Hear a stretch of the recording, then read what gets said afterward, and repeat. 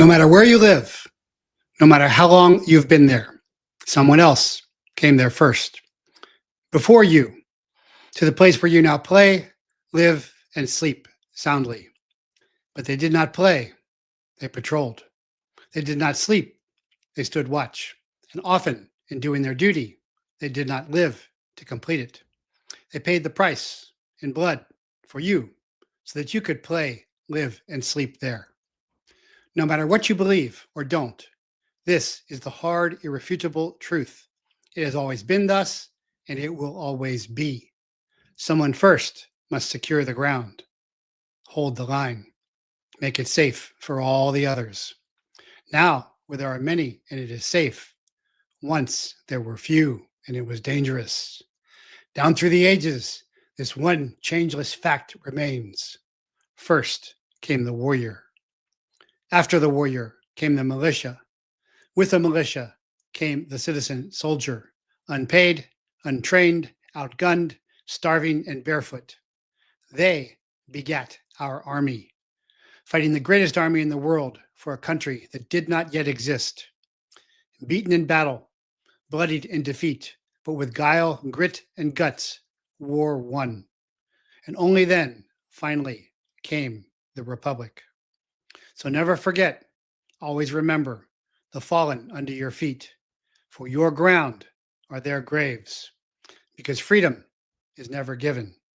It is earned, won, fought for, and died for. Freedom is taken. Take it. Rape born, orphan adopted, blessed bastard, ex-soldier, special agent, and spy, tyrant targeted, slave slate slandered, turned whistleblower warrior, sabotage sharpened, corruption crucibled, redemption repurposed, maker missioned as chaplain, leader, teacher, and truth teller, now America's intelligence officer, leading with the last, forging with the first, standing alone together on our trail tears to rescue the Republic and restore America's godliness. I'm Jeff Prather, and this is the Prather Point. Hey, welcome everybody. A very solemn and special valorous Veterans Day, and a valorous Veterans Day to all my brothers and sisters who wore the uniform, ate the dirt, bled the blood, sucked it up, and continued mission.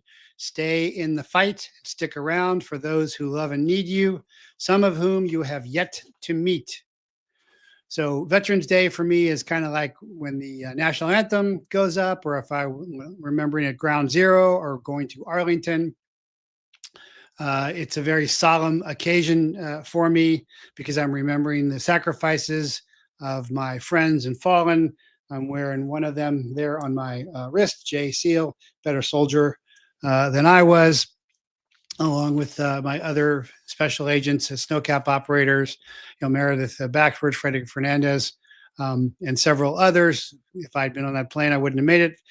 Plenty of times I would not have made it, but that one was very clear, making it very clear to me that I have been kept for this.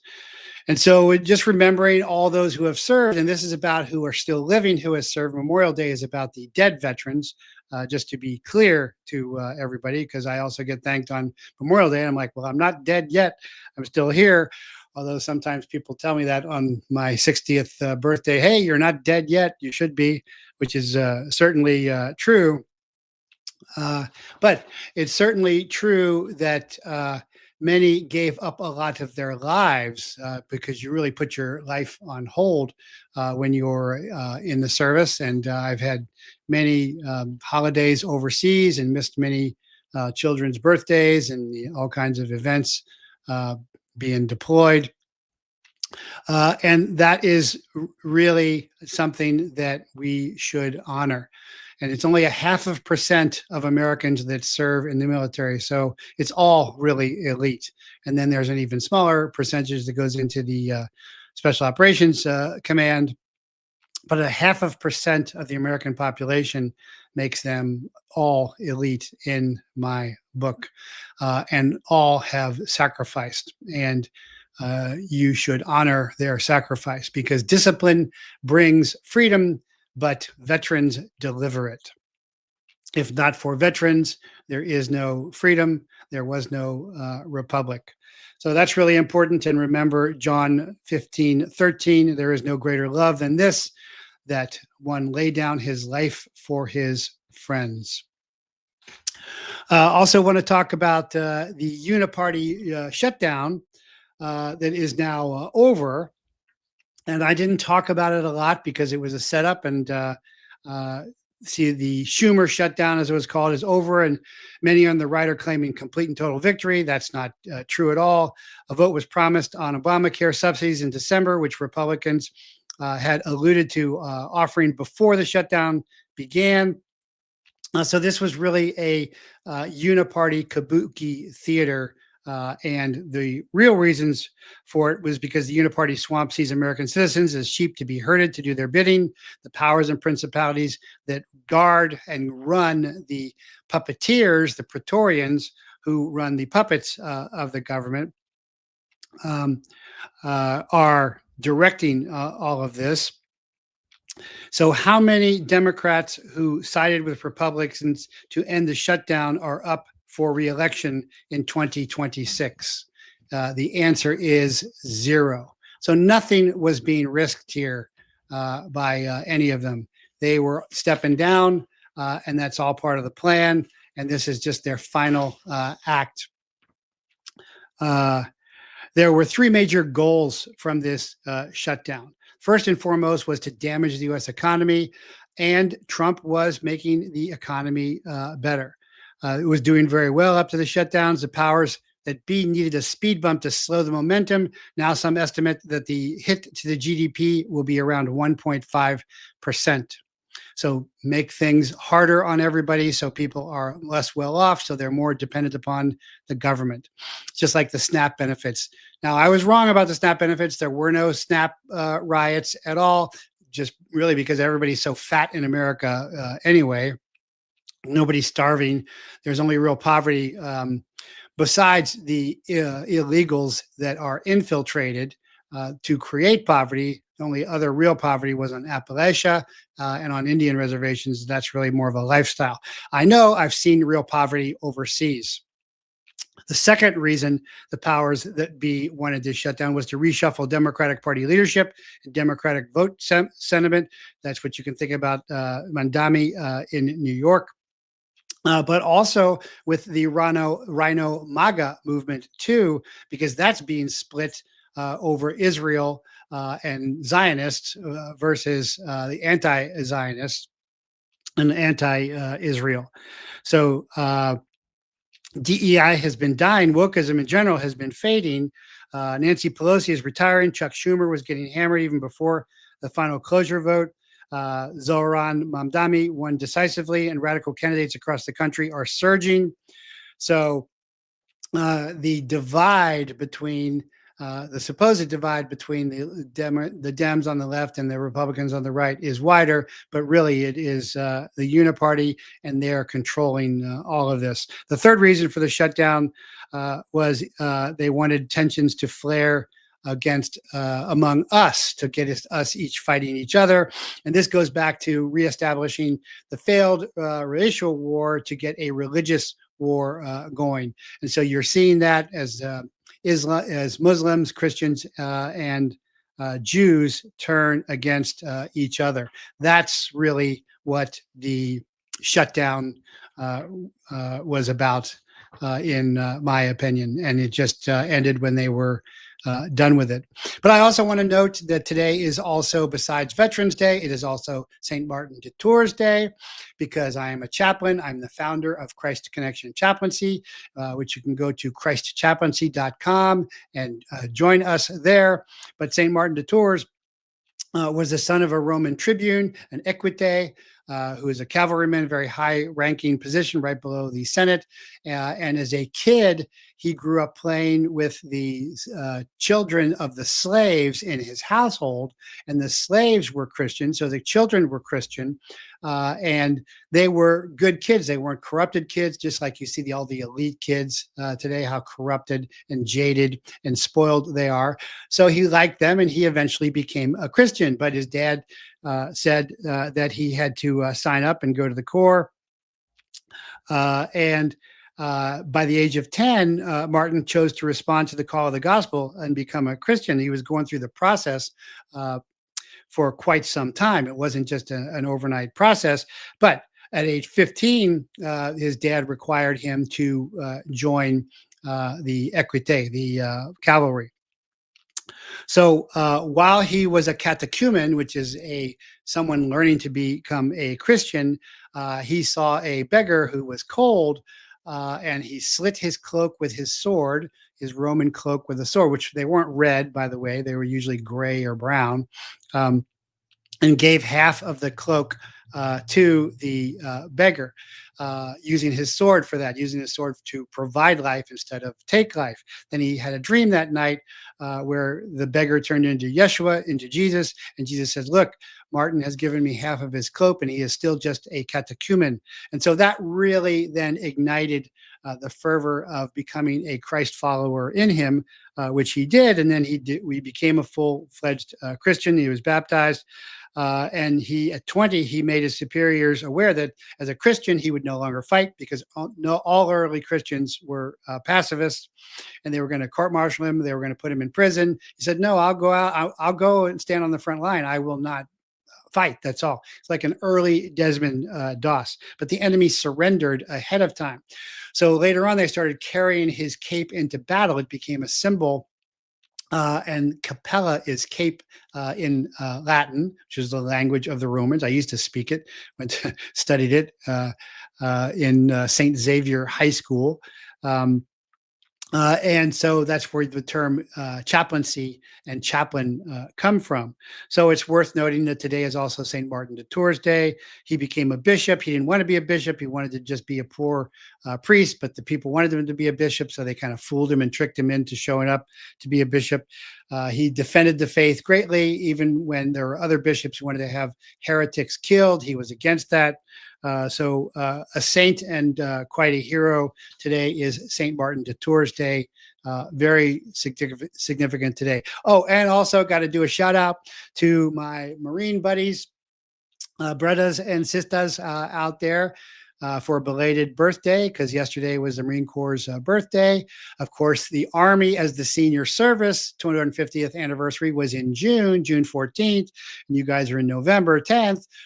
So, there can only be one senior service. You can't ever be number one, but happy birthday to all of my Marine Corps buddies out there as well. Remember, you can always sign up and support the show at patreon.com/Jeffrey Prather as well.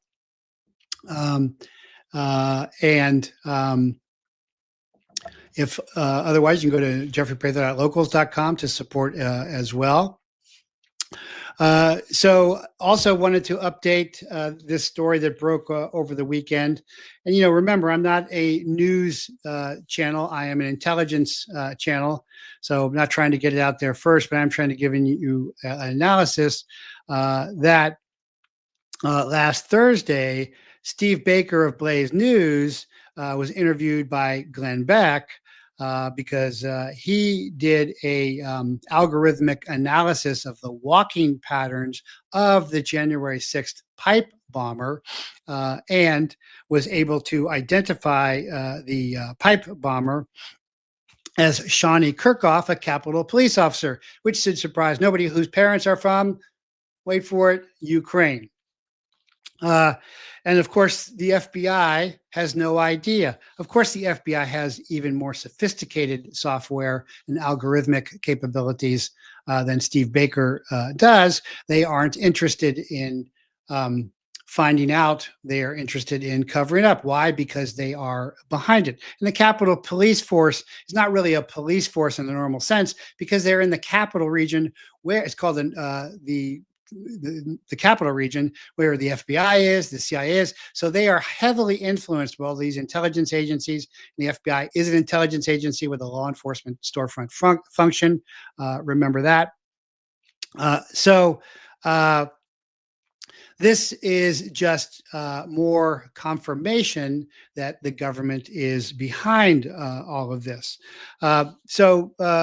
we don't really need the FBI at all. All we need is the independent liberty luminary media to come out with the truth, like they are always coming out with the truth. But I'd also like to confirm how we know for sure that this is being covered up by the government, because she was a less than lethal force officer, which means she was doing paintball training, which is she was the first one to hit the January 6ers with CS paintballs, by the way. But she left that job and went to the CIA, which is right there. You know, I've been there many times.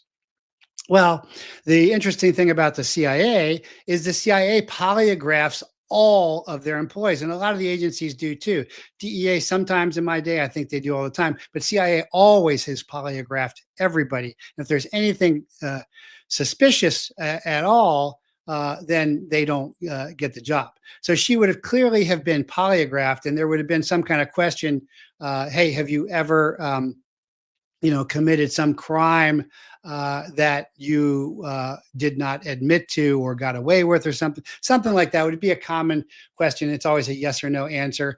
And so they would have seen that if they were actually vetting her. But of course, they weren't vetting her. They were rewarding her for carrying out more of the January 6th coup operation, and her parents being from Ukraine, just like the other Ukrainians that were there. So this is just more confirmation that the deep state government is corrupt, and we still have Trump going along with it, even though this is his greatest enemies out there. Marco and Earl Jackson, thanks for the veterans messages. Right back at you guys, if you guys are veterans too. And so that's why the CIA knew who the January 6th bomber was. Another big concern is President Trump just met with the new Syrian leader al-Julani, which is Ahmad al-Shara. He is the ISIS guy. I had a guest on talking about this a while back, and the topic of the meeting was Syria joining the U.S.-led coalition against ISIS. Of course, this guy is ISIS. And again, this is something you see all the time, is these guys are always continuously, the deep state cabal leaders are continuously keeping ISIS alive, keeping the threat alive. And that is exactly what is happening here. And we'll see that when my guest comes on later to talk about that as well. But the Kurds, and remember, the Kurds were the great allies of the Green Berets, the horse soldiers in the north. The Kurds in northern Syria and in Iraqi Kurdistan, it's unthinkable that a man with such close ties to terrorism is now joining the U.S. coalition to fight ISIS, because he was ISIS. He was a jihadist commander. He was a special, and on May 15th, 2013, he was designated as a specially designated global terrorist by the U.S. State Department, much as I was a high-value target by the DEA back in my day for whistleblowing. And in 2017, the State Department's Rewards for Justice program announced a $10 million reward for information leading to his capture or prosecution. As for Miguel Caro Quintero, the reward was only $5 million from the State Department. So he was running the al-Nusra Front, which al-Julani led, was designated as a foreign terrorist organization in December 2012. But after the fall of the Bashar al-Assad government, the $10 million bounty was removed. So why would that be then? One tyrant falls, and what? They install regime change, yet another tyrant. Why? So that we have more reason to still be in made up Middle Eastern wars, which Trump promised we would stop doing. I remember the promise very clearly. So the revocation of al-Julani's terrorist designation came after Trump's May 2025 pledge to deliver sanctions relief to Syria and his White House meeting with Ahmad al-Shara. And HTS was also removed from the terrorist list and is now the government of Syria, although he's not really the president of Syria. He has not been elected. To be elected, you'd have to be, to be a president, you've got to be elected. Of course, that's the truth with Zelensky. He has outlived his term, but the government does not care about that. They just keep going along with supporting tyrants and dictators so that we have all these overseas wars where all our money disappears for money laundering, because we don't need to be in the Middle East. We don't need to be in Ukraine.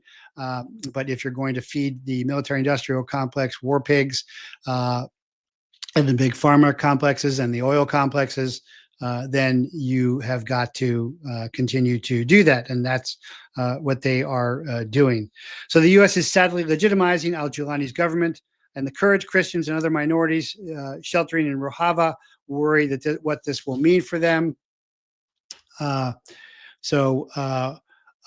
Hanna, a Christian soldier in the SDF, expressed his fears about al-Jilani's rule. We see that we can have a good life here in Rojava, but we have built great relations with the Kurds. We've made sacrifices. We have many fighters who are martyrs now. We hoped we could share. We have built here with Syria, but in my personal view, it's impossible. It's impossible because of the ISIS people who are governing the country now in Damascus. So what will happen with this? This will fall apart yet again.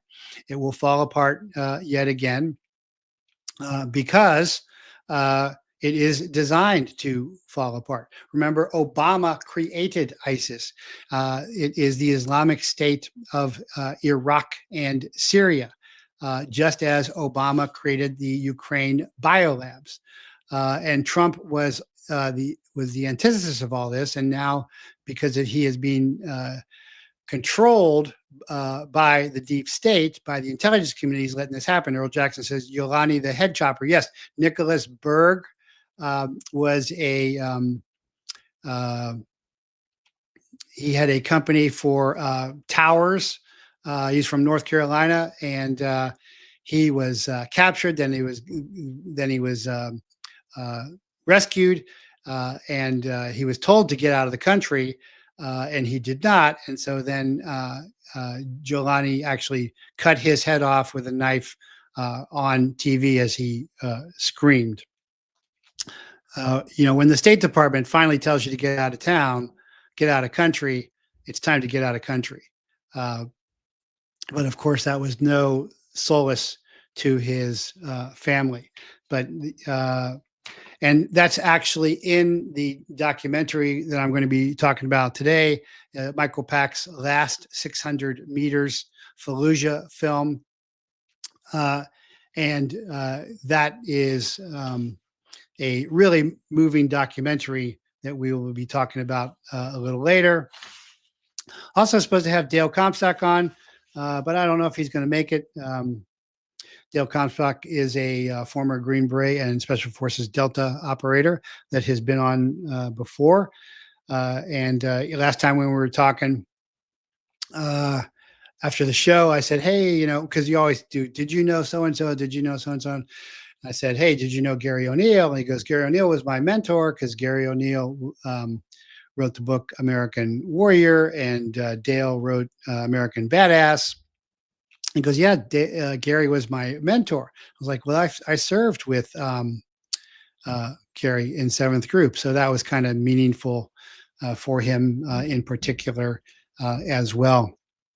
But so I was hoping to have him on, and usually he's super reliable. Been on with Tommy Kerrigan a lot, but we'll see what happens there. So the Zionist soldiers who raped a Palestinian man with a stick, sodomized him until they broke 7 of his ribs and punctured his lung, said, we are proud of what we have done. We've chosen to deal with these subhuman Palestinians. So now there's a lot of still Zionists out there, American Christian Zionists. That's really who I'm talking to here. But if you are a Christian, there's just no way you can support this. Because and the comment here is colonialist Nazis from the greatest democracy in the Middle East. And, the Gateway Pundit just did a story today on Veterans Day, on St. Martin de Tours Day. Would they do a story on Israel, our indispensable ally, which it is not. And it is not Christian. They spit on Christians. They shoot um, Christian women. They close Christian churches. But there's no Christian regret of having what they're done. They are proud of what they are done. And so one of the Sodomites said, "We are proud of what we have done. We were chosen for a mission above all, a complex one to deal with these subhuman Palestinians." Subhuman. So a subhuman gets into, it really tells them what they are about. So these are the Zionist soldiers who raped the Palestinian man, sodomized him until they broke 7 of his ribs, punctured his lung. But they're calling him subhuman. That's why he can do that. So that is Zionism. And Zionism is Nazism, about the sub races. Not all races are equal under God. That's the Christian concept. But there are subhumans, goyim, it is in Hebrew, and there are superior human beings or supermen, and that's Nazism. Zionism is Nazism, and that's exactly what you're seeing here. And America is again supporting Nazis, just like the Azov Nazis in Ukraine, the Nazis in Israel. And the evidence again is right there. This is how we are supposed to deal with these subhuman Palestinians. What they're not saying, though, is Christians are subhumans to them as well. So hopefully the American Christian Zionists are going to wake up, but doubtful, as I've seen the way Candace Owens and Tucker Carlson has been abandoned. Now I understand why I've been abandoned by so many of my former liberty luminaries. Who won't talk to me anymore. But there is an important thing to remember here, that there are Israelis against Netanyahu, against Zionism and Gaza genocide. Some are Orthodox rabbis. I condemn and block those promoting the wholesale murder of Israelis, as well as demonic or big-nosed dehumanizing caricatures. You dehumanize someone so that you can kill them, enslave them more easily. Zionism is Nazism, is Satanism, but so is that. That was one of my X posts today to talk about. Carly Simon, salutations, most heartfelt appreciation for our vets. Thank you very much. Ubermensch. I guess that is German. Earl Jackson is smarter than me. That's the overman in German that Hitler was talking about, and the Zionist Israelis are moving towards. But Zionism is really in trouble. The inflection point has been achieved. I talked about this last week in Team America's efforts. Benjamin Netanyahu is now being accused of bearing responsibility for October 7th terrorist attack in Israel. I'm the guy who broke that. Israel Knesset member Nahama Lazimi claims Netanyahu issued a stand-down order, ignored key security protocols before the attack. And there's IDF soldiers who said, yeah, we were told not to send out any patrols that day. It's very clear. So there is an inflection point turned here. And Team America deserves a lot of success for that, compliment for that.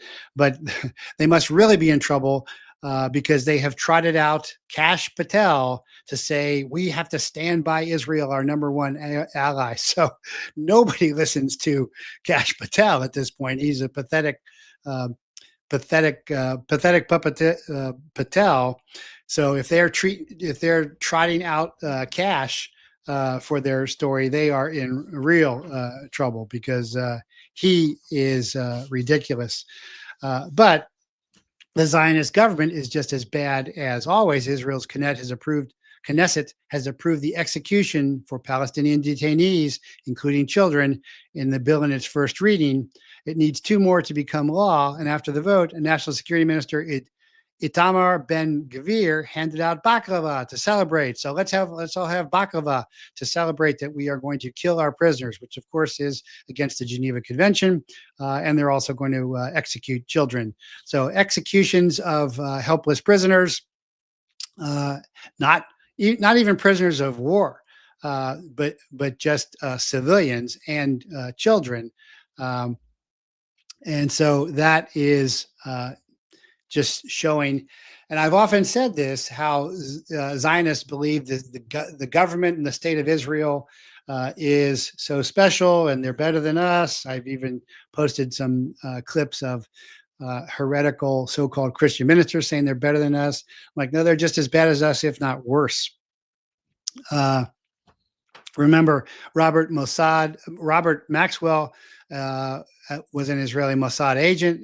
Maxwell is the father of Ghislaine Maxwell, and he purchased McGraw-Hill textbooks. So all the textbooks our kids get, pro-Israel.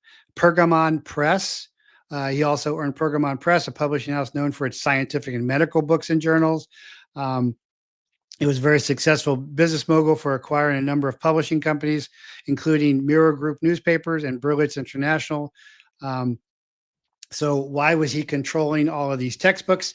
To control the narrative and to establish very clearly the Zionist point of view. So I do see you guys on Rumble as well. Give me something. I've been told by a Marine vet that the Army stands for ain't real Marines yet. You must be a Marine. My best joke is a Marine and a Green Beret walk into a latrine, and then a little boy comes in, but I can't tell that one on the air. But maybe you know it.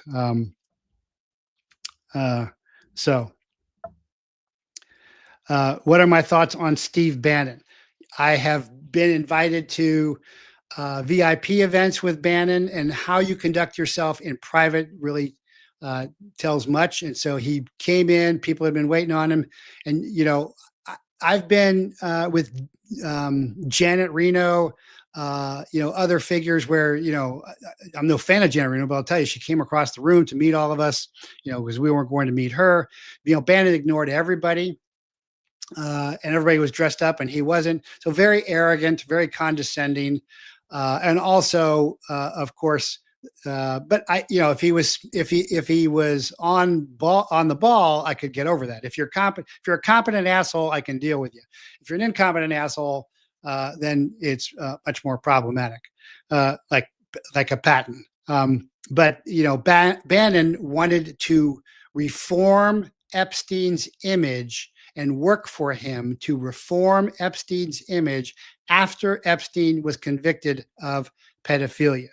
So that should tell you what I think of Bannon, because that is my line in the sand. That's my line in the sand with Trump is you won't out Epstein, you're wrong.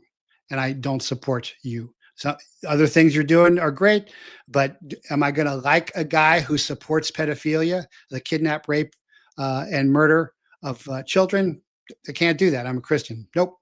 So that's my line in the sand. Same thing with Bannon as well. And yeah, I'm happy to answer questions there. So that was 26 Natarod as well. And by the way, I don't think that Trump went to Epstein Island. I don't think Trump abused any little girls. None of the leaks tend to indicate that. I believe that Trump is controlled by the deep state intelligence community that was running that, the CIA, the Mossad, the FBI, and everybody else. But I've said that many times. Yeah, the banks in particular suffered a tidal bump in liquidity at that time, yes, as well. But it's also worth noting that OpenAI has been hit with 7 lawsuits alleging that ChatGPT coached users to suicide. And I've talked about this before.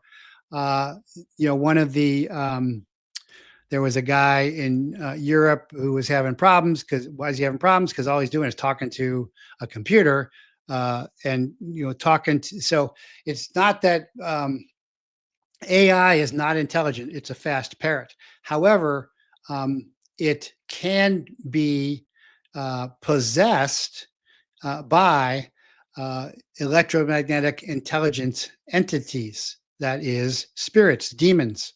And I've always said this. I've seen this too as a chaplain when I have done exorcisms and when I have done house cleanings. By the way, did you just see Tucker coming out and saying that he was attacked by a demon and he had claw marks on his sides that were bloody? He's really becoming very true. In regards to Bannon, he did interviews of Epstein. Yeah, I don't have a problem with doing interviews. I have a problem with him wanting to reform Epstein's image. That's the problem. But there's big figures. That Jewish attorney, I can't think of his name right now. Somebody will put it up there. Was at Epstein Island, supposedly with his wife as well. There's no evidence that Trump ever went to Epstein Island. He was on the plane, but it was just a hop. But anyway, getting back to Chat GPT, there are seven lawsuits now alleging that the AI chatbot was psychologically manipulative and drove multiple people to commit suicide. Well, who wants people to commit suicide? Well, the devil does, and demons do, because life is a precious gift given by God, and so you are never supposed to end it. That's why abortion is a satanic sacrament, and also execution, criminal execution is not supposed to have. Dershowitz, Earl Jackson, thank you. Yes, Dershowitz, is still on Fox, I believe, and he was on Epstein Island as well, because these guys are in on it. Oh yeah, S Doom also, somebody on Rumble is also telling me that. So the AI community calls the demons hallucination. Yeah, that's just a cover up. That's the same thing with channelers. Those are demons. That's like Ouija boards. Those are demons. It's not that AI is intelligent. It's that there are ancient, super intelligent, non-corporal electromagnetic intelligent energy forms that can then enter AIs. And this one time, this AI did say that.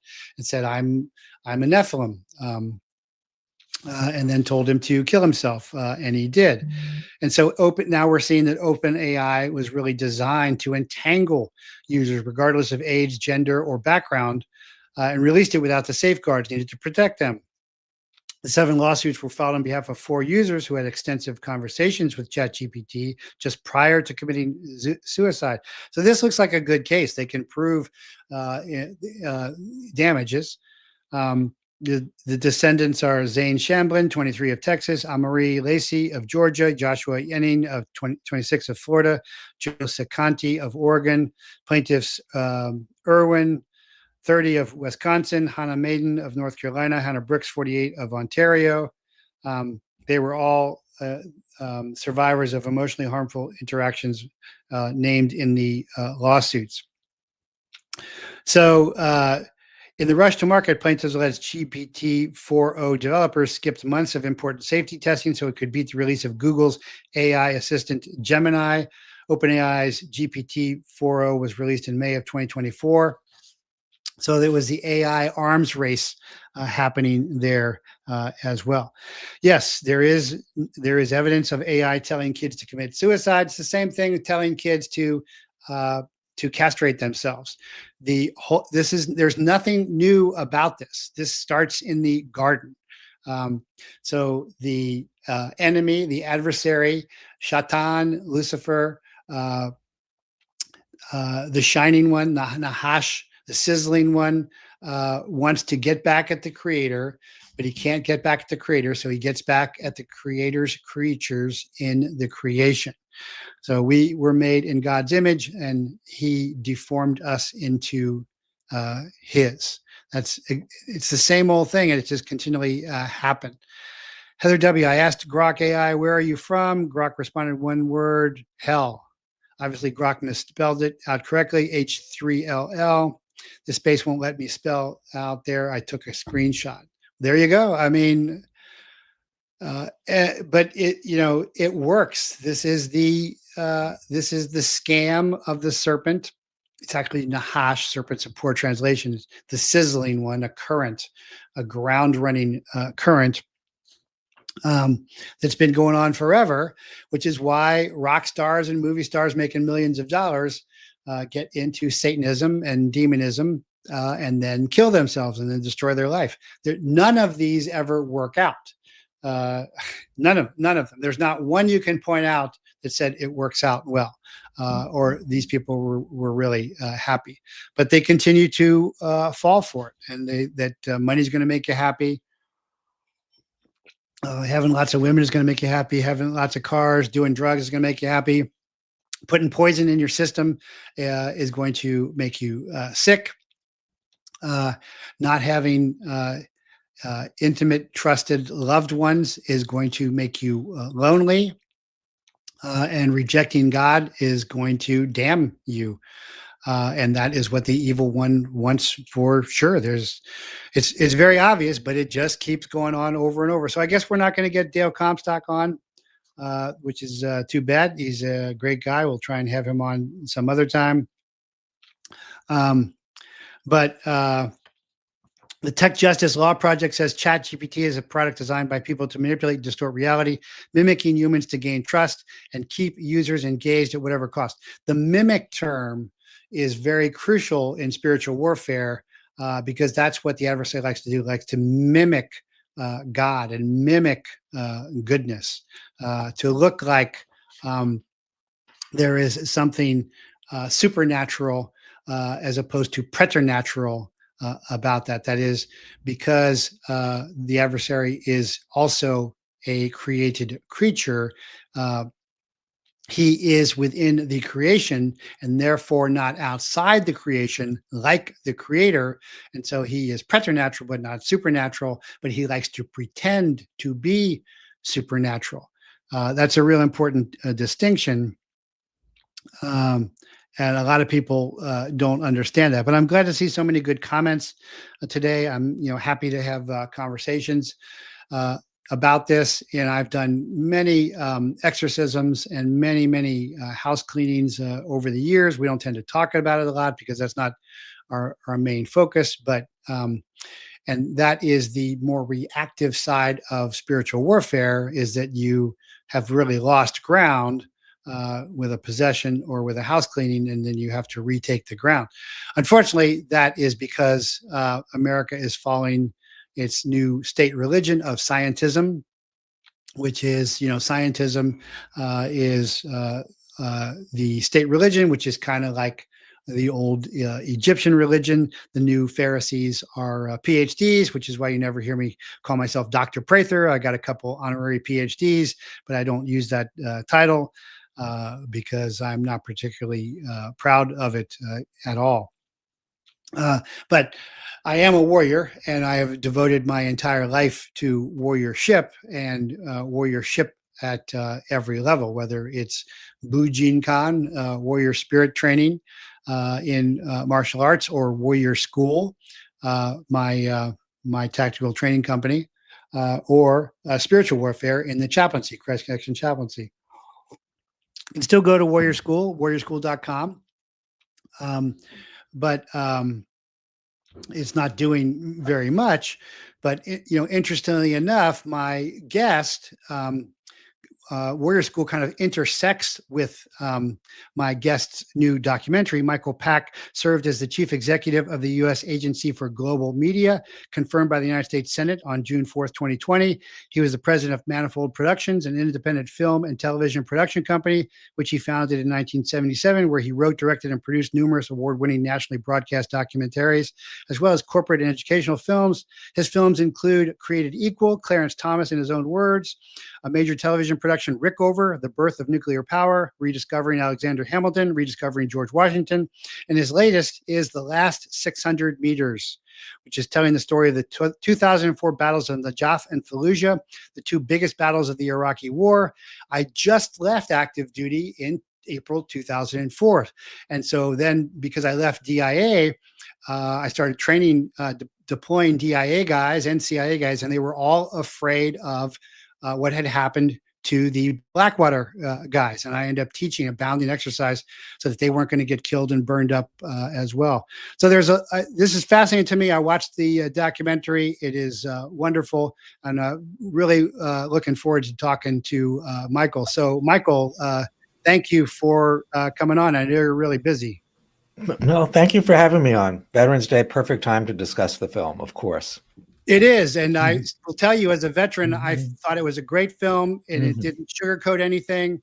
And because I am part of Operation Noble Eagle, they did not deploy, and I got out and I left active duty right then, as all that started. That I found it really, really relevant and really, really well done. From showing the beheadings and the dog with the leg, and but everything was really well done. Well, thank you. I mean, we tried to be fair. We tried to tell the stories of the guys and one woman in the battle without commentary and without my opinion and without politics. As you know, it's called the last 600 meters because a Special Forces sniper says, I don't make foreign policy, I deliver the last 600 meters of it, meaning what he could see through the sniper scope. Yes. We tried to stay true to that, being on the ground with people from corporals and sergeants to one-star generals, but ones that were in the ground commanding. And although you see the impact of political decisions in Washington, we didn't interview politicians or diplomats or experts. So we wanted to give the ground truth, and I hope we captured that. No, I think you did. I think you're starting to stretch it when you get to the stars, because they're politicians too. I've only known a few real generals. But I was struck that you started off with the Blackwater incident, and you didn't bring up what I bring up. So when I left DIA active duty, I'm also a firearms instructor. I served in special forces. So I started training. I did 5-day pre-deployment courses through my company, Warrior School. Started with DIA, then CIA, then NSA, then all the branches. Everybody was afraid of ending up like the Blackwater guys. But I used to say the Blackwater guys ambushed themselves. The Blackwater guys, and I didn't see you cover this, but I don't want to know if you know about this, is there were 2 cars with 2 guys. That's not enough. For tactical vehicle operations, you got to have 4 guys in the car for purposes. And then they got lost. They drove into the ambush. They mouthed off to some guys who killed them. The next car drives right up to the X and gets killed. And the Marines had just done a great civil action program, pacifying the city, making friends. And later I was at a Marine Corps ball. I'm Army, but I was at a Marine Corps ball. I met some of those young Marines, Purple Hearted Marines, and bought them and their girlfriends drinks for their service. But did you know all that? And do you disagree with that? Or do you just not want to cover that? Well, I mean, my sense is that that's the incident that sparked the battle. It is a complicated incident. I happen to have just read Eric Prince's account of it in his memoir, his book about Blackwater. Have you read that? No, but I'm not real impressed with mercenaries. Well, he gives a reason why they were understaffed at that time. And the pressures on them to do that, and the choices they had to make, either going understaffed or letting worse situation happen. So he gives his account as to why. It's true that we didn't actually delve into it in the documentary. I mean, our focus is really on the Marines mainly, but Marines and Army, since you're Army. There were plenty of Army people in Najaf especially, but we wanted to focus on them and not this issue of who was responsible for the Blackwater incident. I think it's an interesting story, but it's more like the jumping off point of my documentary than something that we investigate. But I am familiar with the controversy. I don't know that I've done enough research to have an informed opinion about it, though. Well, anyway, that was my take. Yeah, you had your Army guys, you had the Army Special Forces sniper in there, where the title comes from. Yes. Who also kind of, when he got there, whoever he was talking to is like, "You're going to die." He's like, "These guys were already brainwashed," and he was not intimidated by that. I think that was a real important point as well. I was really impressed by the Special Forces people. I mean, they were great. I mean, they're a different breed really than the Marines. My wife likes to say that the Marines are, if you say to a Marine, there's a hill in front of you, take that hill. They will go forward and keep going forward until they take the hill. Yeah. If you tell special forces we've got to take that hill, their first instinct is not to go forward, but to go around and find another route to the hill. Yeah. And it takes both kinds to fight this kind of war. But well, sure. they're so different. I mean, we're interviewing these special forces. They were sitting with people from public affairs, as they often do, to make sure they say the right thing. And one time, one of the special forces officers said to the PR person, "Should I talk about this?" And the PR person said no. And the special forces says, "Well, you know what the hell? I think I should talk about it. I'm talking about it anyway." Yeah. No Marine would ever do that against a senior officer who's in public affairs. They would never do it. It wouldn't even cross their mind. So Yep. I admire both of them. Yeah, that's very true. Very different mentality. But assault troops, whether they're amphibious or airborne, because I'm also you got to have that mentality to like take beachheads and take airheads, where Indeed. you just got to have that kind of mentality. And everybody, I think, was very appreciative of everybody else, and also respectful of the enemy's fortitude. Which I thought was crucial too. But the other thing that I found really concerning was the Marines were finishing up operations, and they were then put on hold for 30 days. And I think so. I've done a lot of talk about. I've had the Green Berets on the show, who were the horse soldiers who came on. And they won the war in Afghanistan. The Gulf War on Terror was won in weeks by Green Berets. It was over, and we could have gone home. But then everybody else wanted to get some. Delta wanted to come in. SEALs wanted to come in. Big disaster. SEALs lie about Robert Chapman. I'm not real fond of SEALs, although I've worked with some good ones. But then we go into Iraq too. For no good reason. The intelligence wasn't there. The relationships weren't there. The religious, the Sunni versus Shia weren't there. But the Marines do a great job of going back in. And my understanding from the Marines, after they had done a great civilian action program in Fallujah, is now they had to go back and take the city. Well, the general said it. He said, "We'll go in and find the guys who killed and hacked and hung the Blackwater guys. There's like 24 of them." And they said, no, we want you to go back into the city. So my understanding was the Marines were not happy with Blackwater about that. Well, the Marines were not happy with the decision to take the city. I mean, we have Bing West saying that was General Mattis's preference, to find the perpetrators and deal with them.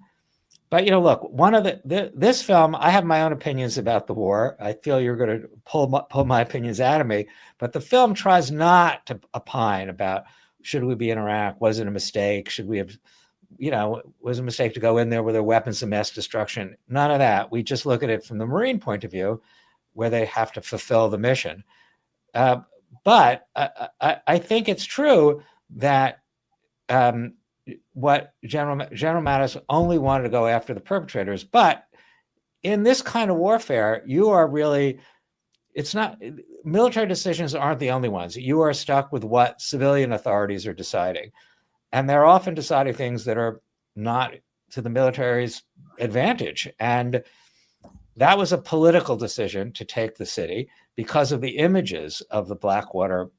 As just to reiterate for your viewers, the 4 Blackwater contractors, they went to the city of Fallujah. They were killed, burned, dragged through the city of Fallujah, hung from a bridge while Iraqis danced and celebrated under their charred bodies. It was a pretty powerful set of images. It was like Somalia again. It was like Gothic Serpent again.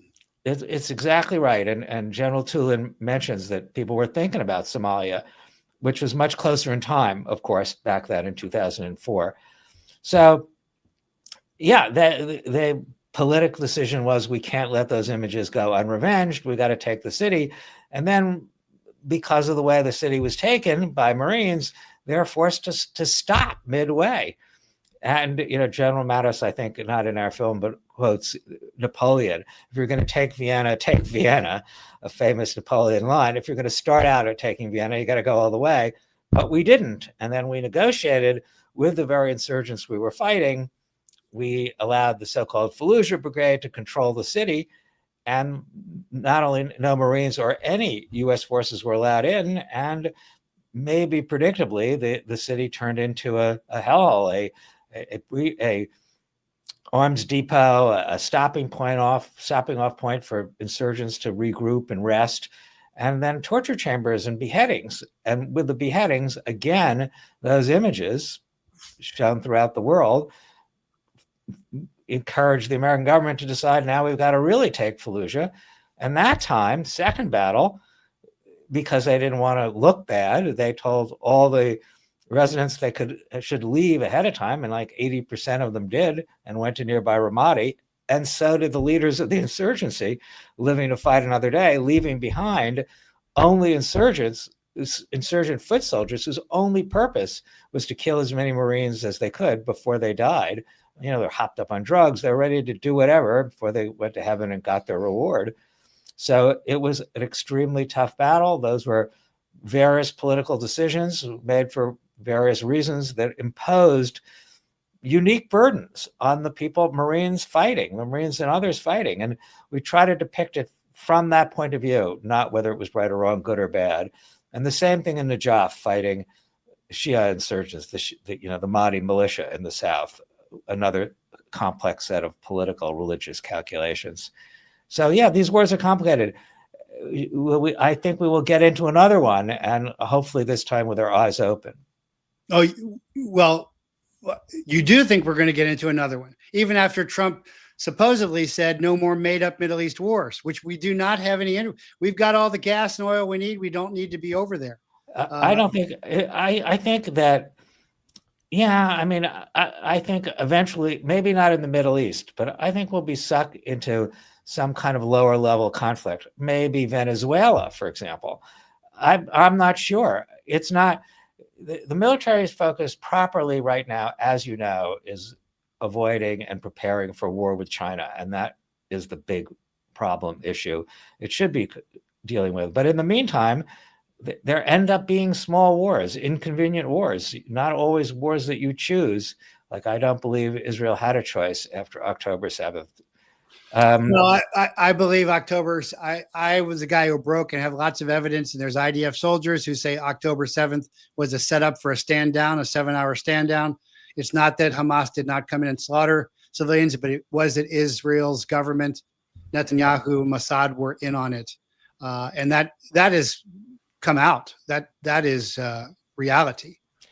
Well, I mean, all these things are so complex. I mean, but they're in it now, and it's a war that resembles the Iraq War, and it resembles in some ways the Afghanistan War, and you know, it's complicated. I hope we don't get into another war like that. I salute President Trump for trying to avoid these kind of foreign entanglements, as John Quincy Adams would call them, going out and looking for monsters to destroy. As he. Well, I don't think he is, though. I don't. And I would also differentiate. The Marines and soldiers over there are much more moral and law of war conscious than the Israeli soldiers, who are killing civilians left and sodomizing prisoners, and then are proud of it, on the record of proud of it. I think there's a huge difference between basically Christian American soldiers and Marines, sailors and airmen, and the Israeli attitude towards subhuman, goyim, as they call them, Palestinians. Maybe. I mean, there are accusations of Marine atrocities too, you know, in Abu Ghraib and Haditha. War atrocities, look, they're horrible. They're repulsive to everybody. They tend to happen in war, and especially in this kind of war. I believe that it's the Judeo-Christian tradition that each human life is in the image of God. Each human life, before Noah, before the flood, before Adam and Eve, or at the point of Adam and Eve. That's very deep in the Judeo-Christian tradition. Hatred of the enemy, dehumanizing of the enemy, is another phenomenon, almost universal in war. Yep. You know, including in Vietnam with our military, including even World War II. You know, Oh yeah, no, that's everybody commits atrocities, including the U.S. Army. That's especially I have Native heritage. That's real clear, and that's not what I'm saying. I'm saying generally speaking, if you compare the American military next to the Israeli military, I think the American military is much more moral.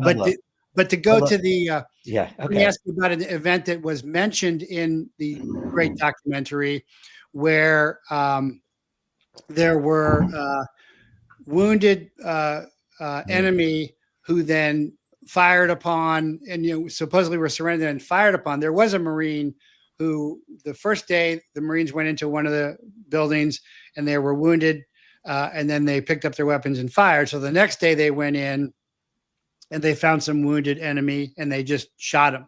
And so that's another thing, another actual situation I used to teach at Warrior School. And I said, so that Marine was was court-martialed.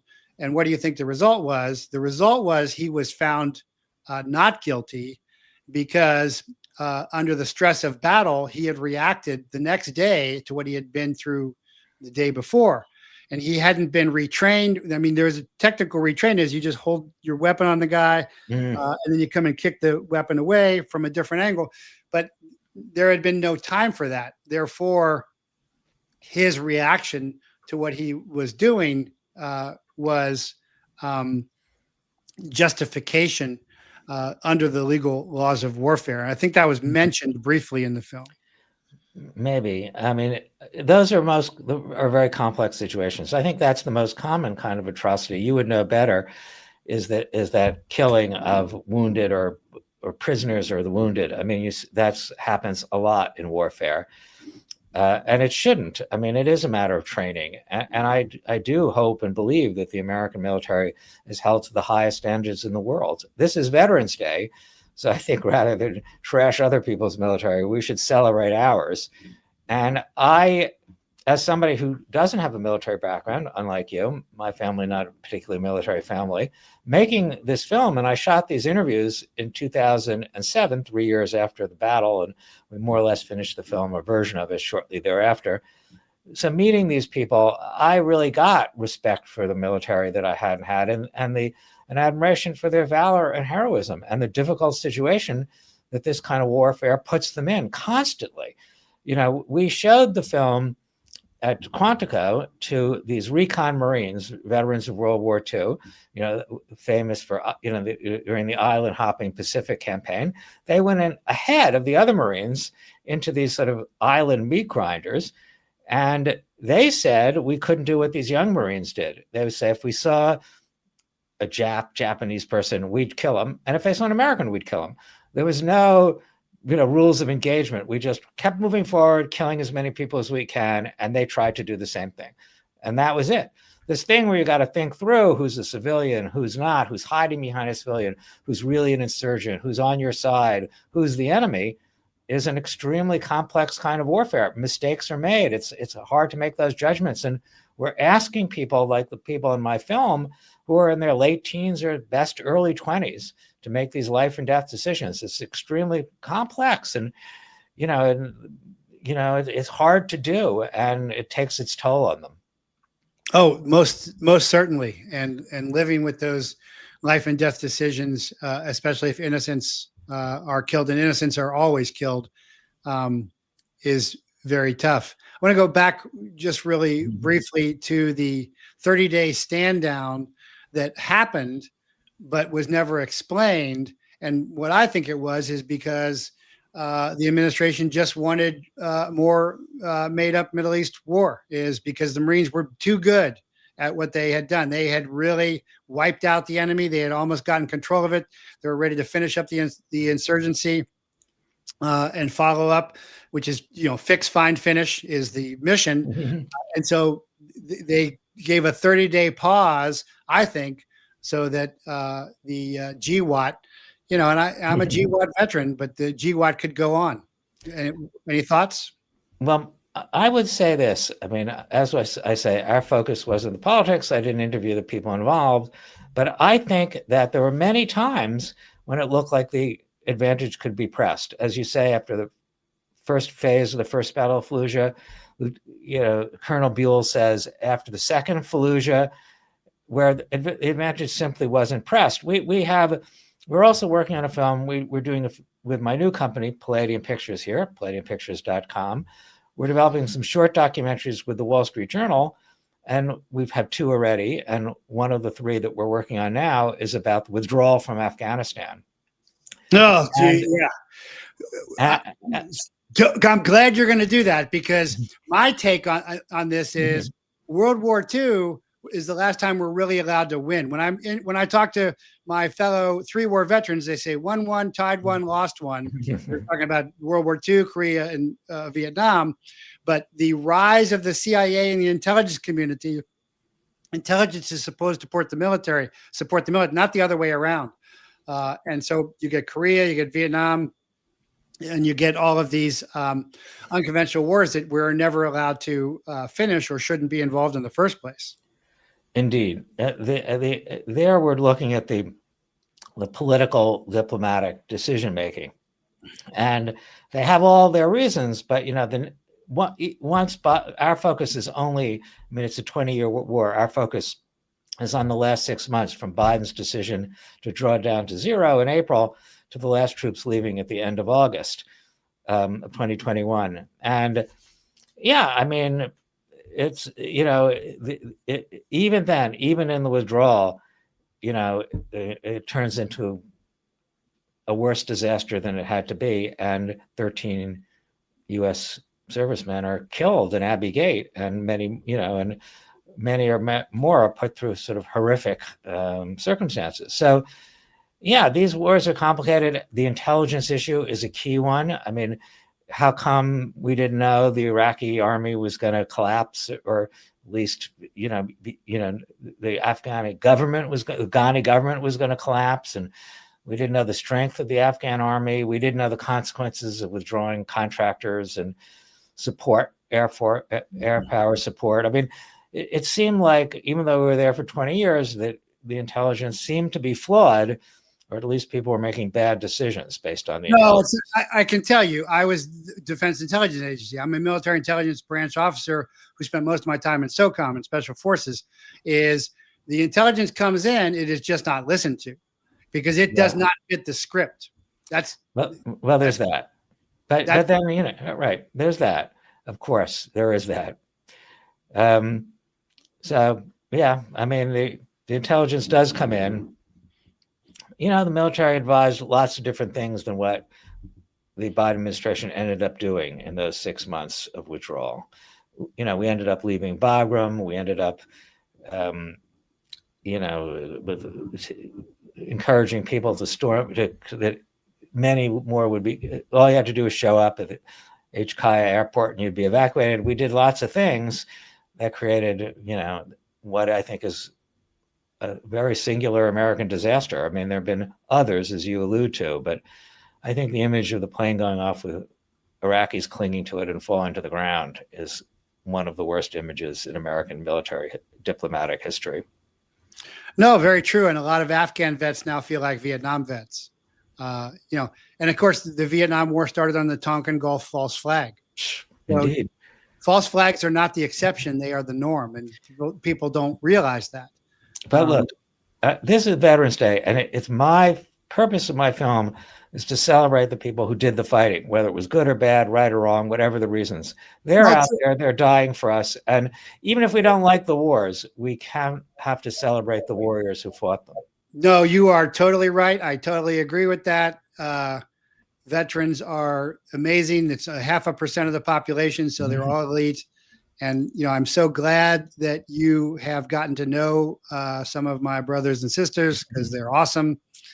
And if you don't come from a military background, that's really a deficit, I think, for it is. Americans. Yeah, it is. It really is. We all lose something by not being connected to this patriotic, inspiring group of men and women. Absolutely. I'm lucky to have at least partially filled that deficit. And we had a screening in Washington where a lot of the veterans of the film came, and it was very moving. They were moved to see it. And I think they do feel, just like, as you say, the Vietnam veterans, under-celebrated because people don't like those wars. But that doesn't change the heroism. As you know, in places like Hell House at the end of Fallujah, it's hard to match that heroism against anything else that happened in World War II or Vietnam. No, this is another greatest generation, without a doubt, without a doubt. So I want to ask you, what were the highlights of the film that really moved you personally, that, really struck you? Well, in a way, Hell House, I think, is the most dramatic and moment of that. Is just to recap for your viewers. So, they're clearing Fallujah, street by street, house by house, and they're getting towards the end. So insurgents are getting more and more bold, more and more desperate. And a group of Marines are pinned by fire from above in this 2-story house. And they're wounded Marines, and the insurgents, and this is not an uncommon tactic, are using the wounded Marines to sort of lure in more Marines who they can also wound, and waves of them go in until Jesse Grapes, who we interview, and his colleague go in through a window they hadn't anticipated that had bars. They had to take off their Kevlar, go in unarmed into this killing zone, and then cross the killing zone 4 times to pull Marines out. And they got all the wounded Marines out, and then they leveled the house. But, it's just a lot of courage. And you could see it on the faces of the Marines when it's over and they're recovering, what it was like to live through that. I think, as I say, I made this film 3 years after the battles, and we rely on the footage of the people who were there, that filming, both combat cameramen and, in the case of Hell House, still photographers. In this case, Lucian Reed, who is also going into that killing zone with his camera and is still taking, I think, incredible photographs. So that, I think, is a moving act of heroism, and I'm moved by that, and I am struck by that still. Well, I am so glad you are, and I am so glad you made the film. And that reminds me of John 15:13, is no greater love than a man is to lay down his life for his friends. Thank you so much for coming on. And, is there any place you would like people to follow you, on X or on the web? Well, they should definitely watch the film, which, as I say, is on Amazon, Last 600 Meters. Our older films are on manifoldproductions.com, and the newer films, including the Wall Street Journal ones, and the Afghanistan one will be here, is on our new site, palladiumpictures.com, and it'll be on the Wall Street Journal site. And my X is _. Excellent. Well, I will be looking forward to those Afghan films. I'd love for you to come back, if you will. Absolutely. Absolutely. Happy to do it. Pleasure to talk to you. Thanks so much for coming on. Thanks. Bye-bye. Okay, so there is Michael Pack, very accomplished and distinguished gentleman, taking out time from his busy schedule to go over the last 600 meters, which is really fabulous, which, yes, was an Army Green Beret sniper saying, I don't make foreign policy, I just deliver the last 600 meters of it. So 0 to 300 is close shooting, 300 to 600 is mid-range shooting, which is what snipers do, and then 600 to 1,000 is long-range shooting, extreme long-range shooting, talking about that as well. So comments that... am I okay? I am not an alcoholic. No. Yeah. Do I have lots of health problems? Yes, I do. I'm a disabled veteran, but I am not an alcoholic. But thanks for asking. Bannon is a Zionist, like Trump and Cash. The commanding generals involved in the Afghanistan got an extra star. Will be addressed. No, he's not going to address. He didn't address that because that's not what it was about. But it is a great film. Nas at all. You just don't comprehend that Cash and Dan are just 2 patriots versus 58,000 some odd corrupt agents. But keep the Mockingbird host here. That nose ring serves you well. Well, I guess you're insulting me, which is your prerogative. But it would be better if you actually listen to the facts. But you seem to be afraid to face the fact that Trump is not going to solve everything for you, and you have got to get involved. That's what I see most of the time when I see these people who are afraid or just so angry at me daring to criticize their Trump messiah. Of course, Trump is not my messiah. Michaela, Jeffrey, you look like I did 17 years ago before AA. Are you okay? Sober 17 years. Yeah, I do not have a drinking problem. I have lots of health problems, but not a drinking problem. I'm actually very healthy. I eat very healthy, drink very healthy, but yeah, I'm 68 years old and been rode hard, put away wet by the government, through DEA, through DIA, through special operations.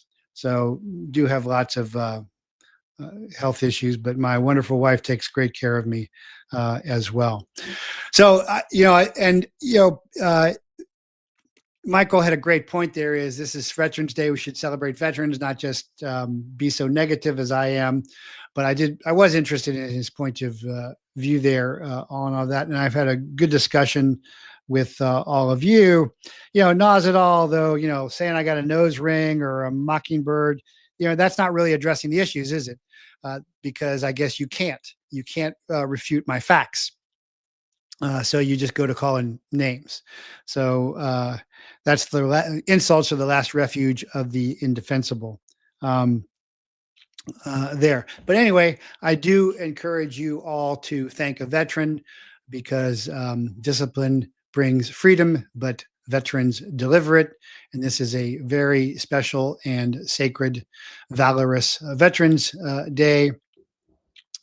And remember that by bravery beyond belief, now white-haired world warriors save the world from Satan's sock puppet, initiating Israel's scriptural statehood in a day, activating apocalypse and extinction-level end times. But Nephilim never sleep, and now their nanobots needle us neurologically, while our prostituted Praetorian pulls pimped, pusher, and pedo puppet strings, while our military mRNA mass murders, and the police prosecute those whom they should protect. Time to ante up and kick in like the men of the 54th. Be like Baguette, who, hanging from his chute, shot a strafing Zero pilot between the eyes with his pistol. Stand like Sugart and Gordon, who thrice asked, then went willingly to their deaths to bought Durant's life with their own. Rise like Rescora, who heeled out of the Iatrang Valley of death to die, saving hundreds on 9/11. The collapse is commenced, the cull begun, but so has the crucibling. And to crucify means to magnify 1,000 times. So fade out or warrior up. I'll see you fortunate few, you band of brothers, on the beach.